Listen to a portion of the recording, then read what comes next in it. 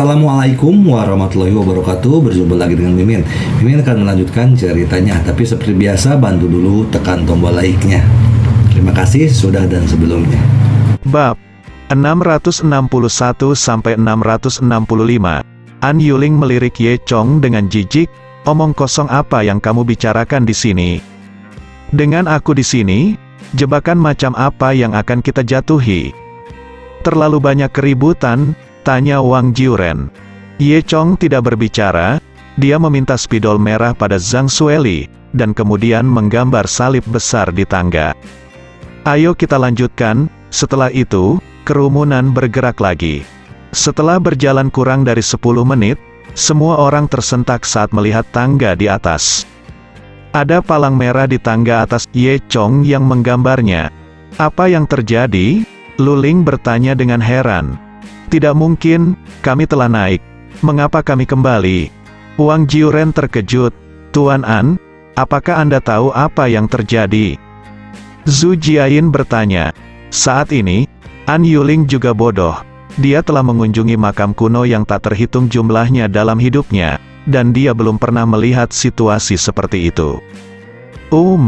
Baiklah, biarkan aku memikirkannya lagi," kata seorang Yuling. "Apa yang bisa kita lakukan? Jika kita tidak bisa keluar, apakah kita akan terjebak di sini?" Hu Jinliang bertanya dengan cemas. "Ya, kekuatan fisik semua orang habis sekarang, dan makanan serta air kita hanya cukup untuk 2 hari. Kita perlu mencari solusi secepat mungkin," kata Zhang Sueli. "Ya Tuhan, apakah ini cincin Moubis?" Alice berkata dengan terkejut. Cincin Moubis, secara sederhana, adalah lingkaran pita kertas yang dibuat dengan memutar strip kertas 180 derajat dan kemudian mengikat kedua ujungnya menjadi satu, yang membentuk lingkaran. Jika seekor semut merayap di atas kertas, ia tidak akan pernah bisa keluar. Sekarang, semua orang seperti semut di atas cincin kertas, terjebak dalam lingkaran tanpa akhir. Kurasa tidak akan ada hal yang tidak normal. Hal yang paling mungkin adalah sebenarnya ada belokan tersembunyi di tangga, menuntun kita untuk berjalan dalam lingkaran. Jika kita dapat menemukan di mana ada belokan dan terus berjalan dalam garis lurus, kita pasti bisa keluar, kata Zhu Jiayin. Pada saat ini, Hu Jinliang tiba-tiba memikirkan cara. "Ngomong-ngomong, bisakah kita melakukan ini? Ada 100 tangga, jika Anda mengirim seseorang ke sini untuk menempatkan seseorang setiap beberapa langkah.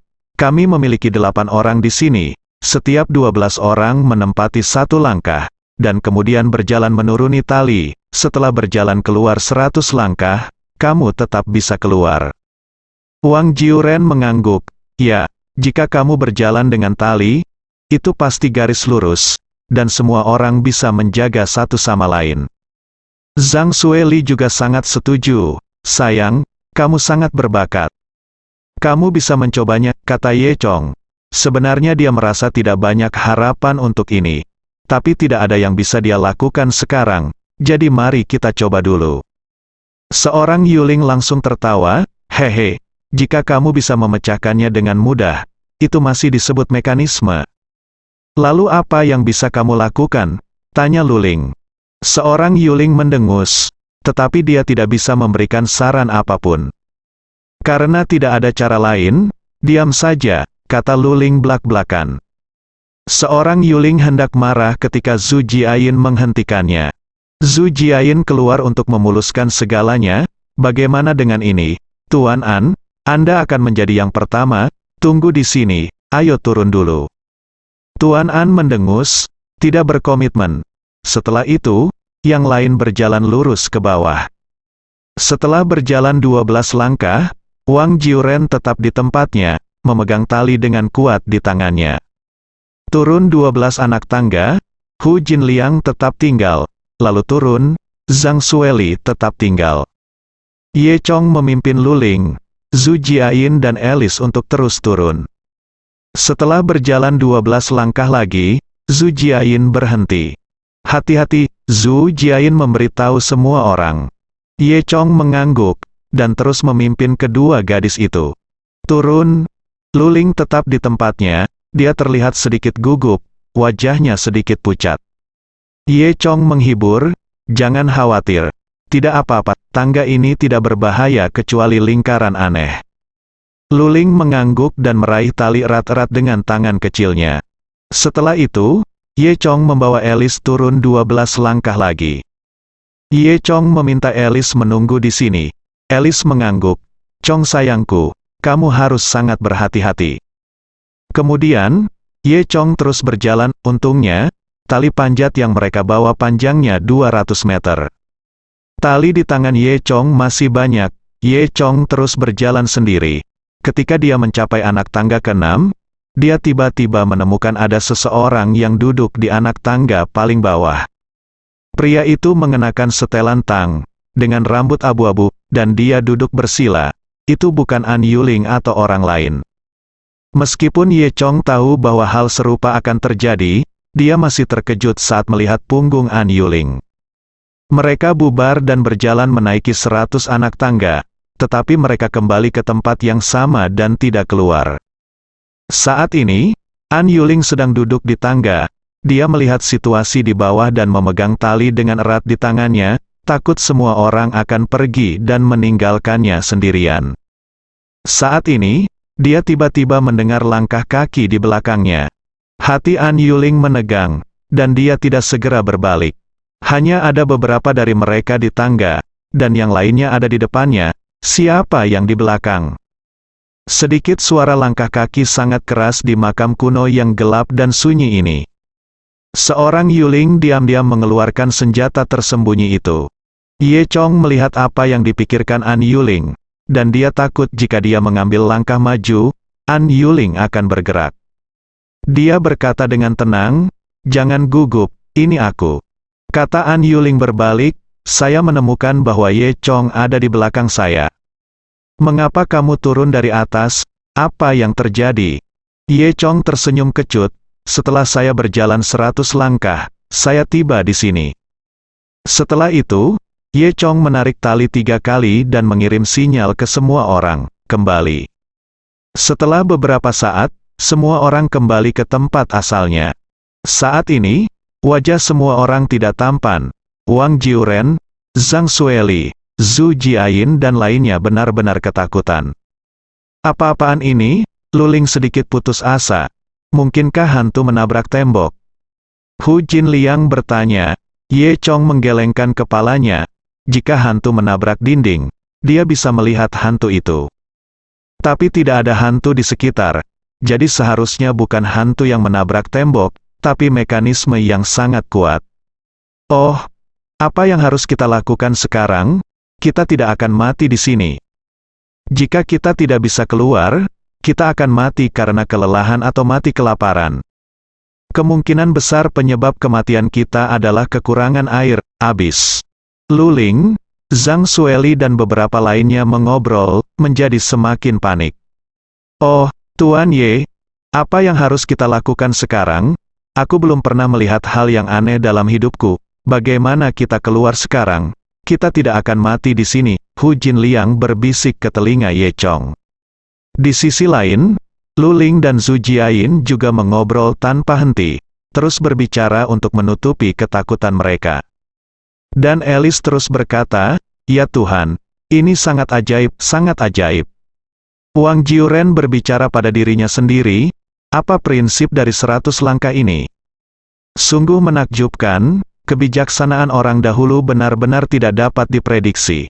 Ye Chong mendengar Wang Jiuren mengatakan, 100, dan tiba-tiba muncul ide di benaknya, seolah-olah dia telah menangkap seutas benang yang berantakan.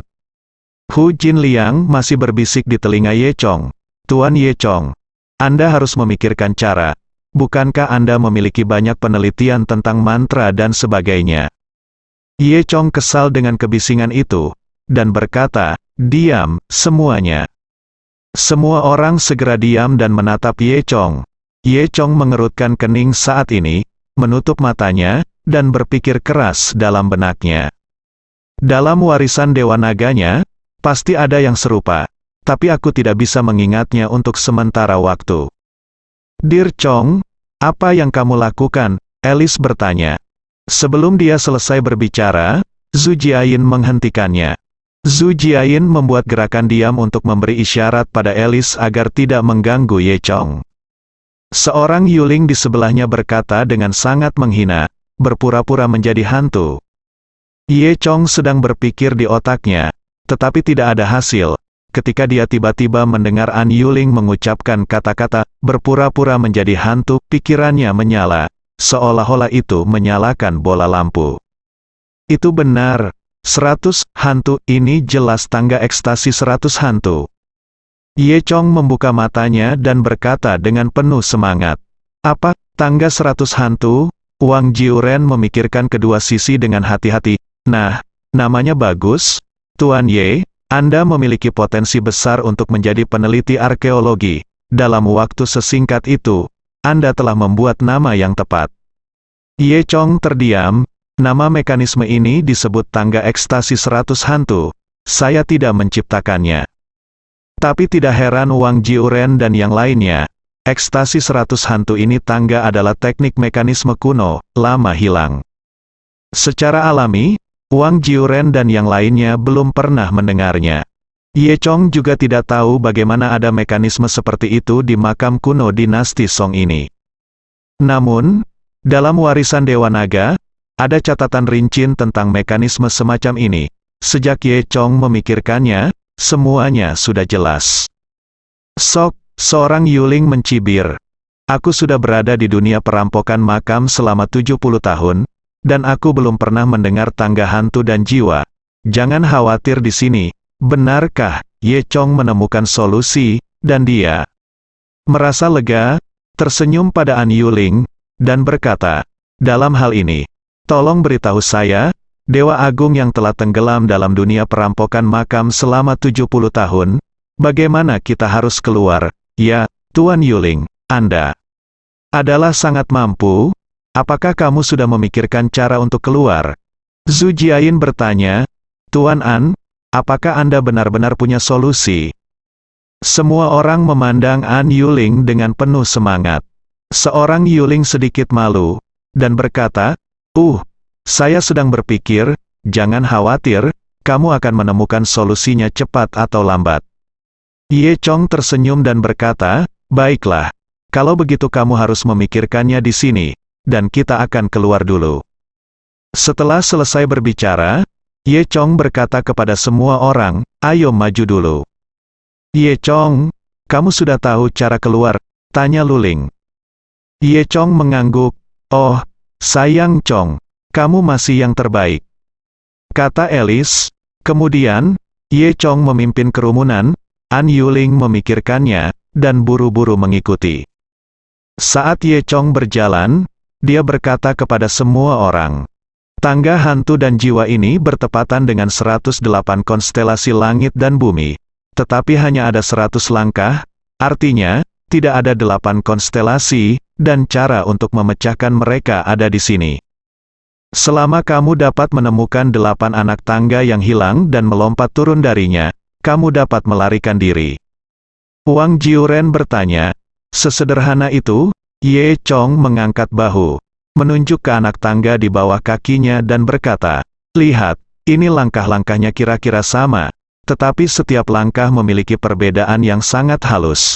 Beberapa condong ke arah utara, beberapa lebih tinggi di timur dan lebih rendah di barat, dan beberapa memiliki tonjolan melingkar. Ini melambangkan bintang-bintang. Wang Jiuren dan An Yuling tahu lebih banyak tentang perjalanan ini, dan mereka melihat lebih dekat dan menemukan bahwa itu memang seperti yang dikatakan Ye Chong.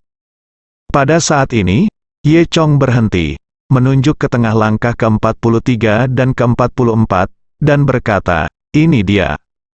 Di Ying Xing, dan seharusnya ada 44 Earth Strain Sings. Tetapi bentuk langkah ke-44 jelas mewakili 51 poros bumi di Disa, dan ada 8 bintang yang hilang di tengah. Wang Jiuren juga tertarik dengan cara ini, berkata dengan penuh semangat.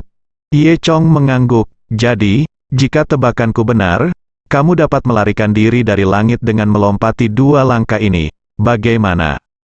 Jika aku salah, Zhu Jiayin bertanya, jika kamu membuat pilihan yang salah, Ye Chong menggaruk kepalanya, mungkin jurang yang dalam, dan kamu akan hancur berkeping-keping, atau mungkin jebakan dari berbagai organ, dan kamu akan terbunuh oleh jebakan itu. Selain langkah-langkah tersebut, mekanisme dapat diatur di bawah setiap langkah. Melompat dari langkah yang salah pasti akan terjerumus ke dalam mekanismenya.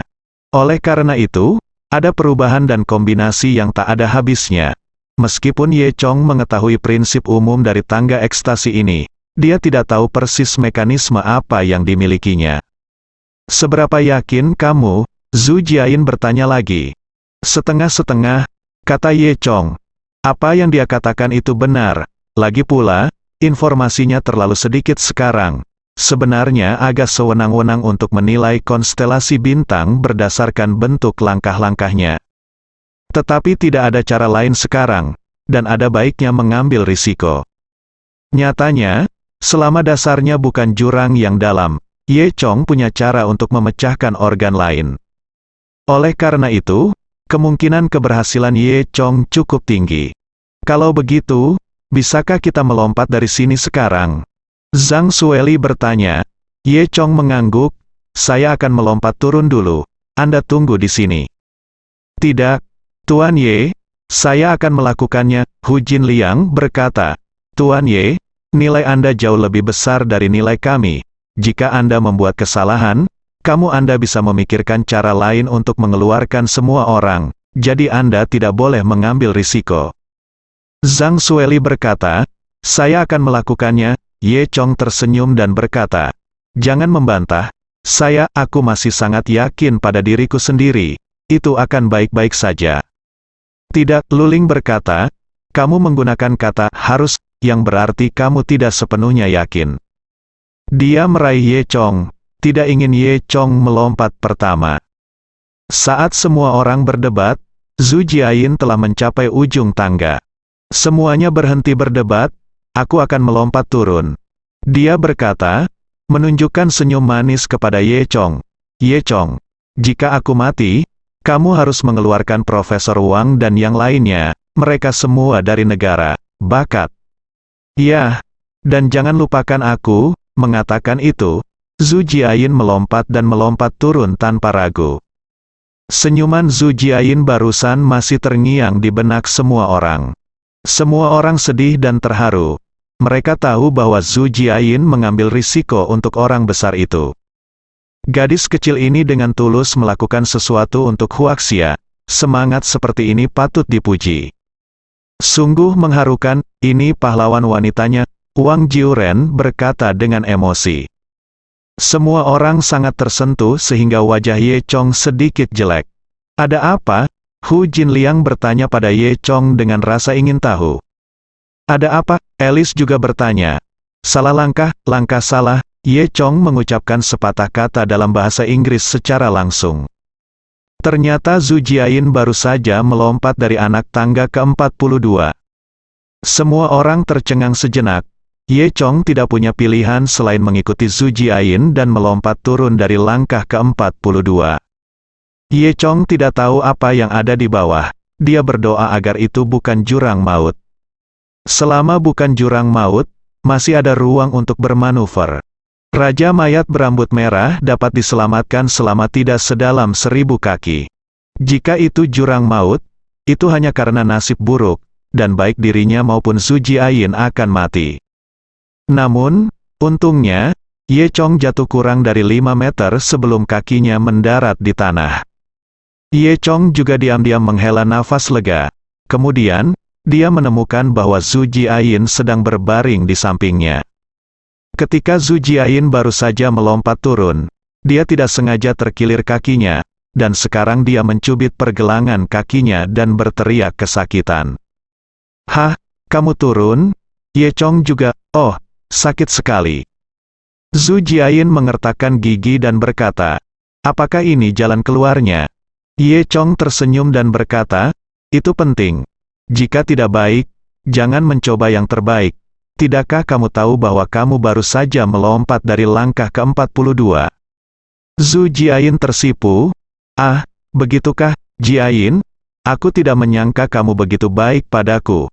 Kamu mengambil risiko untukku. aku baru tahu bahwa kamu sangat mencintaiku. Zhu Jiayin tersipu dan menundukkan kepalanya dengan malu-malu. Beberapa detik kemudian, Zhu Jiayin tiba-tiba mengangkat kepalanya dan menatap Ye Chong dengan penuh kasih sayang. Hati Ye Chong tergerak, melihat Zhu Jiayin seperti ini. Apakah dia akan mengakui cintanya pada dirinya sendiri?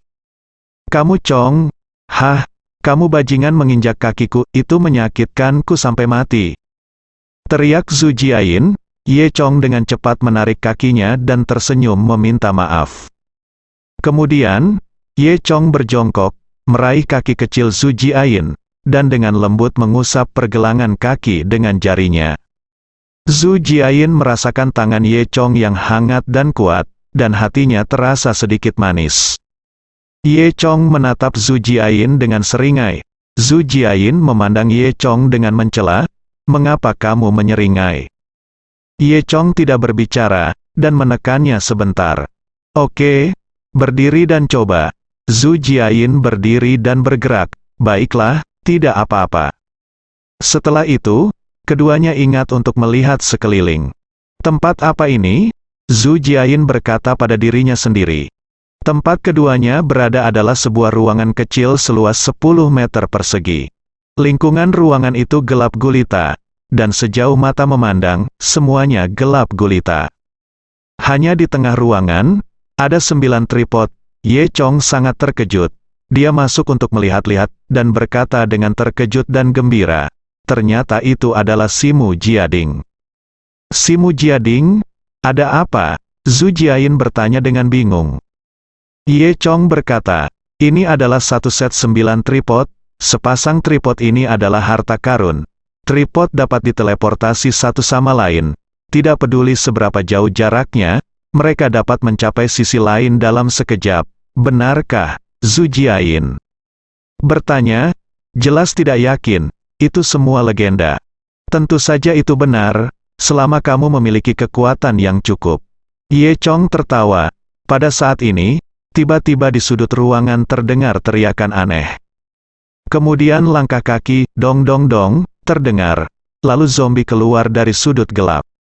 Zombie ini memiliki wajah hijau dan taring panjang, dan ditutupi dengan rambut merah halus.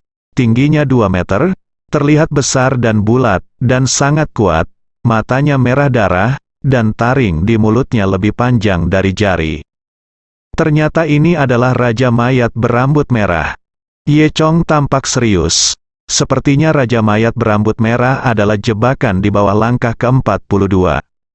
Zhu Jiayin terkejut, dan dengan cepat bersembunyi di belakang Ye Chong. Aku pergi. Mengapa zombie ini terlihat seperti ini? Zombie. Bukanlah kejutan bagi Ye Chong. Dan zombie di desa Xiaoye juga sangat kuat, bukan, dibersihkan oleh Ye Chong. Mayat Raja berambut merah tidak memakan orang asing selama ratusan tahun. Dia merasakan nafas orang asing, dan bulu di sekujur tubuhnya berdiri, dan hala merah keluar dari mulutnya. Kalian berdua, apa yang kalian lakukan menatap urinoir raja ini? Raja Mayat berambut merah telah berkultivasi sampai dia bisa mengucapkan kata-kata manusia. Meskipun suara itu tidak dibuat dengan mulut, itu lebih seperti suara perut di perut, tetapi berbicara dalam bahasa manusia, yang menunjukkan bahwa ini setidaknya adalah zombie berusia 1000 tahun. Zhu Jiayin cukup terkejut, mulutnya yang kecil cukup besar untuk menampung sebutir telur angsa. Ye Chong juga sangat terkejut, tapi yang mengejutkannya adalah bayi yang begitu baik digunakan sebagai urinoir oleh Raja Mayat berambut merah. Buang-buang uang, pantas untuk dibunuh. Jie, aku telah kesepian selama ratusan tahun, dan akhirnya ada seseorang yang bisa kunikmati. Jie. Raja Mayat berambut merah itu tertawa aneh. Ye Chong mengerutkan kening dan memberi isyarat kepada Zhu Jiayin untuk bersembunyi di sudut. Raja Mayat milenium ini tidak mudah dihadapi. Jie, raja ini akan memakanmu dulu. Lalu mengambil gadis itu sebagai istrinya, Jie. Ye Chong terdiam, sepertinya Raja Mayat berambut merah ini juga cabul. Lebih baik menyerang dulu, memikirkan hal ini, Ye Chong bergerak menuju Raja Mayat berambut merah. Dalam sekejap mata, dia sudah berada di dekat Raja Mayat berambut merah. Ye Chong mengumpulkan seluruh kekuatannya dan meninju dada Raja Mayat berambut merah dengan keras. Boom! Dengan suara teredam, tubuh Raja Mayat berambut merah itu bergoyang, tetapi dia tidak mundur, dan kakinya tetap tidak bergerak. Sebaliknya, Ye Chong merasa lengannya mati rasa. Dia diam-diam terkejut, Raja Mayat berambut merah ini benar-benar kasar dan tebal. Ye Chong gagal dengan satu pukulan, tetapi malah menempatkan dirinya dalam situasi yang lebih berbahaya. Raja Mayat berambut merah mengangkat tangannya dan menyapu ke arah Ye Chong. Ye Chong dengan cepat menekuk lengan untuk memblokirnya. Lengan Raja Mayat berambut merah bersiul dengan angin, dan mengenai lengan Ye Chong, menyebabkan Ye Chong mundur 2 langkah. Untungnya, tubuh Raja Mayat berambut merah itu kaku, jika tidak, kekuatan pukulan ini akan melukai Ye Chong secara serius. Ye Chong mengambil 2 napas dalam-dalam untuk menenangkan ki yang bergejolak di tubuhnya. Dia berpikir dalam hati, zombie berusia 1000 tahun benar-benar tidak mudah. Raja Mayat berambut merah tidak akan memberi Ye Chong kesempatan untuk bernapas. Dia meraung, dan berjalan menuju Ye Chong dengan kaku. Meskipun Raja Mayat berambut merah itu kuat, gerakannya sangat lambat, tidak sefleksibel Ye Chong, dan dia hanya bisa bergerak maju selangkah demi selangkah, sangat lambat. Keunggulan Ye Chong terletak pada fleksibilitasnya. Ia menggunakan keunggulannya untuk menghindari Raja Mayat berambut merah dan menyerang yang terakhir beberapa kali. Namun, setelah beberapa putaran, meskipun Ye Chong lebih sering meninju Raja Mayat berambut merah, dia tidak menyebabkan kerusakan pada Raja Mayat berambut merah. Zhu Jiayin bertanya dari samping, "Ye Chong, bisakah kamu melakukannya? Apakah monster berambut merah ini begitu kuat? Apa yang harus kita lakukan?" Teriakan ini tidak masalah. Raja Mayat berambut merah kesal dengan ejekan Ye Chong. Ye Chong ini seperti monyet yang gesit, yang membuat Raja Mayat berambut merah tidak punya tempat untuk menggunakannya. Dia mendengar teriakan Zhu Jiayin, jadi dia menyerah pada Ye Chong dan berjalan menuju Zhu Jiayin dengan bang-bang. Zhu Jiayin bersembunyi di sudut, wajah kecilnya menjadi pucat karena ketakutan. Dia tidak memiliki kecepatan Ye Chong. Jika Raja Mayat berambut merah mengejarnya, dia tidak akan bisa melarikan diri. Zhu Jiayin mengeluarkan pistol dan menunjuk ke Raja Mayat berambut merah. Jangan datang ke sini. Aku akan menembak jika aku datang ke sini lagi." Ye Chong berkata tanpa berkata-kata. "Kenapa kamu bersikap sopan padanya? Tembak saja." Zhu Jiayin baru kemudian, bang, melepaskan 3 tembakan berturut-turut, dan peluru mengenai tubuh Raja Mayat berambut merah, yang hanya membuat Raja Mayat berambut merah stagnan sedikit, tanpa menyebabkan kerusakan yang berarti sama sekali. Namun, Raja Mayat berambut merah itu benar-benar marah. Dia meraung, dan terus berjalan menuju Zhu Jiayin. Pada saat krisis, Ye Chong tiba-tiba teringat harta barunya. Dia mengeluarkan pedang tulang ikan dari senjata ajaib luar angkasa. Di pedang tulang ikan, masih ada daging dan darah yang lengket.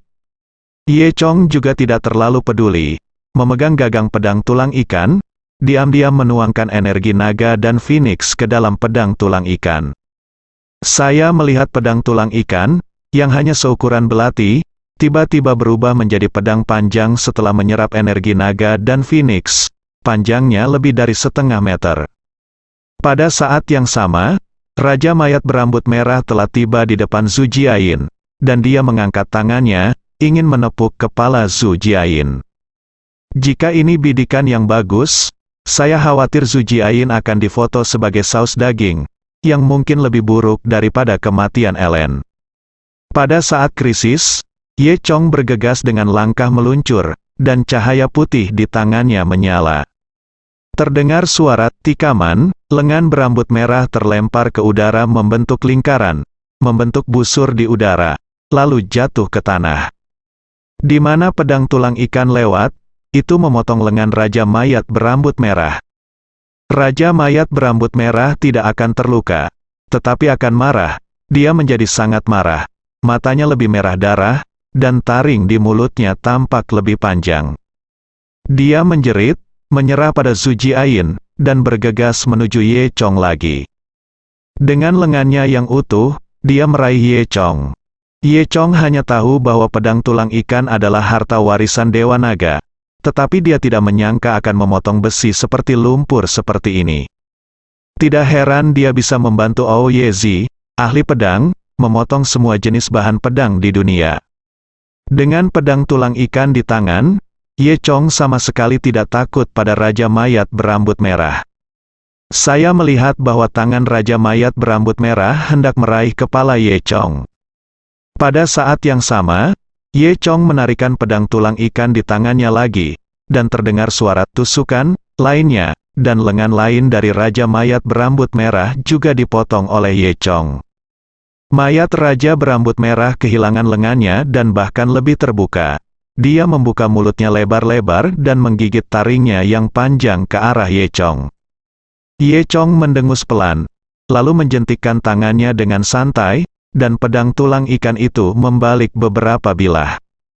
Di bawah bayang-bayang pedang, kaki dan kepala Raja Mayat berambut merah langsung dipotong. Raja Mayat berambut merah dipotong menjadi 6 bagian, dan meskipun dia memiliki semua jenis kemampuan, dia tidak dapat menggunakannya lagi. Kepala Raja Mayat berambut merah jatuh ke tanah, dan mulutnya masih menggigit cih-cih-cih, seolah ingin menghancurkan Ye Chong berkeping-keping. Baru saat itulah Zhu Jiayin menghela nafas lega, dan berjalan ke sisi Ye Chong. "Kamu Chong, kamu, pedangmu sangat kuat. Dari mana kamu mendapatkannya?" Ye Chong menyentuh hidungnya. "Ah, ini. Mantan Taois itu diberikan kepadaku oleh seorang teman."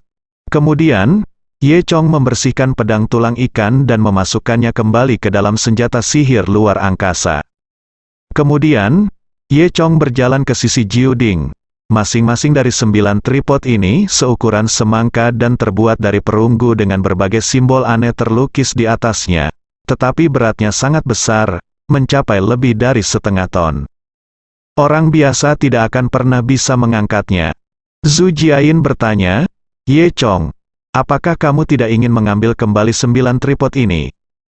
"Tentu saja, bagaimana kamu memindahkannya begitu berat?" "Jangan bercanda," Ye Chong menyeringai. "Hal-hal besar juga bisa dimasukkan." Dalam sekejap mata, dia memasukkan 9 tripod ke dalam senjata ajaib luar angkasa. Zhu Jiayin memandang Ye Chong dengan rasa ingin tahu, dan dia mengukurnya. "Bagaimana situasinya? Di mana Ding? Di mana kamu bersembunyi?" Zhu Jiayin bertanya dengan heran. Ye Chong menyeringai, "Aku menyembunyikannya di pakaianku. Haruskah aku melepasnya untuk kamu lihat?" Zhu Jiayin tersipu. "Bah, hooligan!" Kepala Raja Mayat berambut merah di sebelahnya berhenti, dan dia melihat Ye Chong benar-benar mencuri urinalnya, sangat tidak senang. Itu menggertakkan giginya, ingin menggigit Ye Chong sampai mati. "Kalian berdua bajingan, berani mencuri urinoir Raja, kembalikan padaku." Suara itu datang dari perut Raja Mayat berambut merah. Ye Chong tersenyum dan berkata, "Kamu seperti ini, mengapa kamu membutuhkan urinoir? Bayi yang baik, aku akan menggunakannya sebagai urinoir untukmu, dan aku harus membersihkannya ketika aku kembali." Ye Chong tidak tahu, mungkinkah zombie juga apakah kamu ingin buang air kecil? Saat itulah Zhu Jiayin mengingat situasi mereka dan bertanya, "Lalu apa yang harus kita lakukan sekarang?" Ye Chong mendongak dan berkata, "Kita bisa melompat, lalu kita bisa kembali ke tangga." "Ah, ini begitu tinggi, bagaimana kita bisa melompat?" Ye Chong berkata, "Aku akan memelukmu, ayo lompat bersama." Zhu Jiayin tersipu. "Ini, betapa memalukannya ini." Ye Chong terkikik. "Kalau begitu, apakah kamu akan datang?" Dia membuka lengannya. Wajah Zhu Jiayin memerah, tetapi dia malah menggigil, seperti menantu kecil. Melihat Zhu Jiayin ragu-ragu, Ye Chong berkata sambil tersenyum, "Mengapa kamu tidak tinggal di sini saja, dan menunggu istri zombie berambut merah kembali, dan kemudian memintamu buang air kecil?" Zhu Jiayin tidak berani tinggal di sini lagi setelah mendengar itu. Dia tidak punya pilihan selain berjalan ke pelukan Ye Chong dengan malu-malu. Ye Chong menyeringai dan memeluk Zhu Jiayin erat-erat dengan kedua tangannya. "Yah, tubuhku lembut, rasanya sangat enak," kata Ye Chong Sin, keluar, tetapi sangat bahagia. Kemudian Ye Chong memeluk Zhu Jiayin dengan erat, meregangkan kakinya, dan melompat lurus ke ketinggian 5 atau 6 meter. Pada saat ini, di 100 Ghost Bewitched Staircase, semua orang meregangkan kepala dengan gugup, melihat kegelapan tak berujung di bawah tangga. Mustahil untuk melihat apapun kecuali kegelapan di bawah tangga. Kegelapan ini setebal tinta. Oh, apa yang harus kita lakukan? Tuan Ye dan Nyonya Zhu melompat turun. Apakah akan ada lebih banyak bahaya bagi mereka? Tanya Zhang Sueli. Lu Ling berkata, keterampilan Ye Chong sangat tinggi. Seharusnya baik-baik saja. Aku percaya mereka, seorang Yuling mencibir. Hehe, kurasa mereka sudah mati sekarang. Itu adalah Ye Chong dan Zhu Jiayin. Ye Chong memeluk Zhu Jiayin dan melompat menaiki tangga. Kami datang, Ye Chong berkata sambil tersenyum. Sekarang aman. Zhu Jiayin menghela nafas. Kamu Chong, kamu benar-benar pandai melompat begitu tinggi sekaligus. Tentu saja, Ye Chong sombong. Ye Chong, kalau begitu kita tidak dalam bahaya sekarang. Ya, kalau begitu, bisakah kamu melepaskan istriku? Zhu Jiayin berkata dengan marah. Ye Chong masih memeluk Zhu Jiayin erat-erat dengan kedua tangannya. Dia tersenyum dan melepaskan tangannya dengan cepat. Semua orang membeku selama 2 detik sebelum bereaksi. Bagaimana kabarmu? Apakah kamu baik-baik saja? Semua orang bertanya. Tidak apa-apa. Zhu Jiayin menceritakan apa yang baru saja terjadi, dan semua orang ketakutan ketika mendengarnya. An Yuling mendengarkan dengan seksama di sampingnya.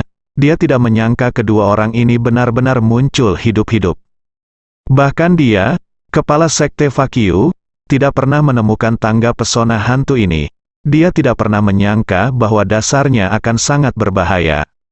Zombie Milenium, Tuan Ye, kamu bahkan bisa membunuh Raja Mayat Milenium, sungguh menakjubkan. Wang Jiuren dan yang lainnya memuji. Semua orang tertarik dengan petualangan mendebarkan di bawah ini. Akhirnya, Zhu Jiayin berkata, ngomong-ngomong, Ye Chong punya 9 tripod di bawah sana. Apa? 9 tripod? Jenis tripod apa? Wang Jiuren segera bertanya dengan waspada. Ye Chong dengan cepat menggelengkan kepalanya. Tidak, ini bukan Jiao Shiding. Ini Jiao Shibing. Ada altar di bawah, dan ada banyak panekuk daun bawang. Yah, aku sedikit lapar, jadi aku makan itu. Saat dia berbicara, dia diam-diam mengedipkan mata pada Zhu Jiayin. Jangan biarkan para ahli arkeologi tua ini tahu tentang si Mujiding. Jika mereka ingin tahu, mereka harus mengganggu Ye Chong untuk menyita 9 tripod. Ye Chong tidak akan diganggu sampai mati saat itu. Melihat mata Ye Chong, Zhu Jiayin mengerti dan tersenyum. Ya Tuhan, Tuan Ye, kue di altar pasti sudah disimpan selama ratusan tahun. Bisakah kamu memakannya? Hu Jinliang bertanya. Ye Chong tersenyum. Rasanya tidak enak. Zhang Sueli memandang Ye Chong dengan mata penuh kasih dan berkata, Tuan Ye, jika Anda lapar lain kali, beritahu saya masih punya banyak makanan. Ye Chong mengangguk dengan canggung, dan dengan cepat mengubah topik pembicaraan. Kalau begitu mari kita melompat dari tempat yang tepat, seharusnya aman untuk turun ke sana. Kemudian, semua orang berjalan ke ujung anak tangga ke-43 dan ke-44. Zhu Jiayin ingin menjadi yang pertama melompat, tetapi semua orang buru-buru menghentikannya. Pada akhirnya, Ye Chong adalah yang pertama melompat. Kurang dari 1 meter jauhnya, itu mendarat dengan selamat di tanah. Koridor lain mengarah ke gerbang batu lainnya. Sepertinya kali ini benar, Ye Chong berteriak dari bawah, semuanya lompat. Semua orang mendengar suara Ye Chong, lalu melompat turun satu persatu. Hanya An Yuling, yang memiliki cukup waktu selama 5 menit, yang melompat dari atas. Setelah semua orang mendarat, mereka semua menghela nafas lega saat melihat sebuah jalan akhirnya muncul. Oh, itu kemampuan Tuan Ye. Ya, itu tidak mudah. Wang Jiuren dan Hu Jinliang memuji. Lu Ling memandang An Yuling yang datang terlambat, dan bertanya sambil tersenyum, bagaimana? Tuan An, apa yang harus Anda katakan kali ini? Apakah Anda tahu bahwa Ye Chong luar biasa? An Yuling ini tidak seperti biasanya. Senyum muncul di wajahnya. Ya, itu benar, saya tidak menyangka Tuan Ye begitu kuat di usia yang begitu muda.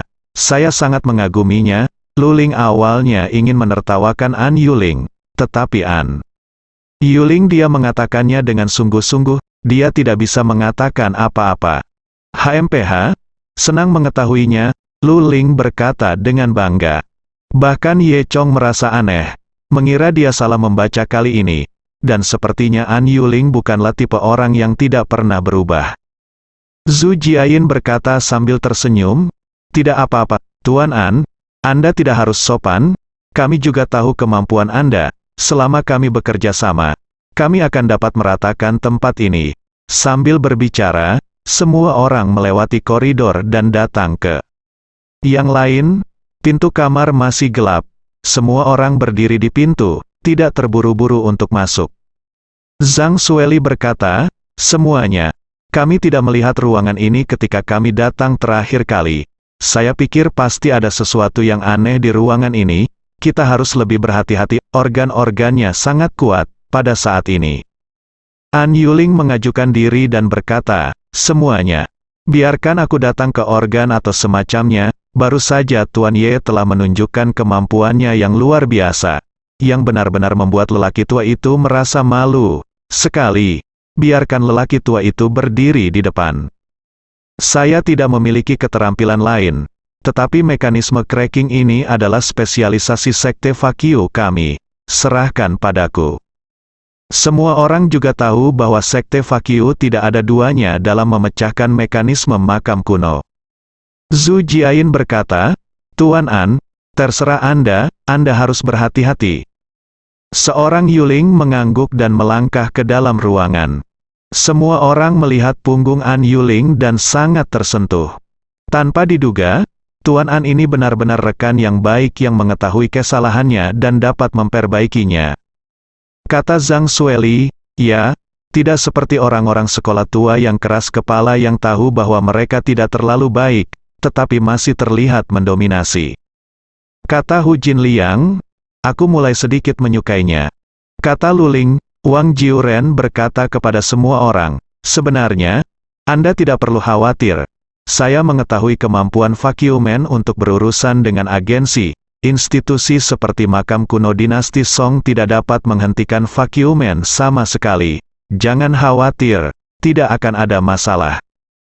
Sebelum Jiu Ren selesai berbicara, tiba-tiba terdengar teriakan dari tempat gelap di ruangan itu. Semua orang terkejut. Tidak bagus, Zhu Jiayin melihat ke dalam. Tuan An terbelah dua oleh mekanisme dan jatuh. Semua orang terdiam. Wang Jiuren menggaruk kepalanya. Kenapa? Bagaimana ini bisa terjadi? Semua orang buru-buru menoleh, hanya untuk melihat genangan darah di tanah tak lama setelah memasuki ruangan. Ada parang yang sangat tajam secara horizontal di udara, dan di bawah parang ada lubang di tanah, selebar seseorang. Diperkirakan An Yuling memicu parang ketika dia datang ke sini. Setelah dipotong menjadi dua oleh parang, dia langsung jatuh ke dalam lubang. Ye Chongxin berkata, jika saya mengetahuinya lebih awal, saya akan membuka jalan ke depan. Dia ingin menjadi malas, tapi dia mempercayai An Yuling. Akibatnya, An Yuling juga sangat percaya diri, yang membuatnya kehilangan nyawanya. Ye Chong berjalan mendekat dan melihat ke bawah lubang, gelap gulita, lubangnya sangat dalam sehingga tidak bisa melihat dasarnya, dan Ye Chong tidak bisa melihat tubuh An Yuling. Melihat An Yuling meninggal seperti ini, semua orang merasa sedikit menyesal. Sayang sekali, aku baru saja mulai sedikit menyukai lelaki tua ini. Kata Lu Ling, Alice juga mengangkat bahunya, sayang sekali. Setelah itu, Ye Chong membuka jalan, dan semua orang terus bergerak maju. Sepanjang jalan, Ye Chong menghancurkan lebih dari selusin organ. Setengah jam setelah itu, semua orang masuk ke ruangan batu yang luas. Bilik batu ini sangat besar, dan terdapat banyak benda penguburan di dalamnya. Sepertinya sudah dekat dengan makam utama. Melihat begitu banyak objek pemakaman, Wang Jiuren dan yang lainnya kembali sibuk dengan penuh semangat. Kuas kecil dan palu kecil ikut berperang bersama. Dan di ujung ruangan, ada 3 pintu lagi. Zhang Sueli menganalisis, kami tidak pergi sejauh ini terakhir kali. Di dalam salah satu pintu seharusnya ada ruang peti mati pemilik makam, benar. Barang yang paling berharga tentu saja ada di dalam peti mati. Hu Jinliang berkata dengan bersemangat. Namun, ada 3 pintu di sini, pintu masuk yang mana yang sebenarnya? Tak perlu dikatakan, semua orang juga tahu bahwa pasti ada agensi di dalam 2 pintu lainnya. Wang Jiuren terlihat sangat tenang, dan berkata, jangan terburu-buru, mari kita lindungi peninggalan budaya di luar dulu. Zhang Sueli dan Hu Jinliang tidak punya pilihan selain menekan kegembiraan mereka, dan membersihkan peninggalan budaya di depan mereka dengan Wang Jiuren. Ye Chong awalnya ingin melihat sendiri di balik 3 pintu ini sementara yang lain sibuk. Zhu Jiayin bersikeras untuk pergi bersama, jadi Ye Chong tidak punya pilihan selain setuju. Lalu Luling dan Alice juga berdebat untuk pergi. Hasil akhirnya adalah Wang Jiuren, Hu Jinliang, dan Zhang Sueli ditinggalkan di sini untuk terus membersihkan barang antik dan melakukan pekerjaan perlindungan. Dan Ye Chong memimpin ketiga gadis Zhu Jiayin, Luling, dan Alice, dan membuka pintu di sebelah kiri terlebih dahulu. Setelah membuka pintu, ada koridor panjang lainnya, dan bagian dalamnya gelap gulita. Ye Chong menjulurkan kepalanya dan melihat ke dalam terowongan. Bahkan dengan mata Dewa Naga, dia masih tidak bisa melihat apa yang terjadi di dalam. Jenis hitam ini seperti cat tebal.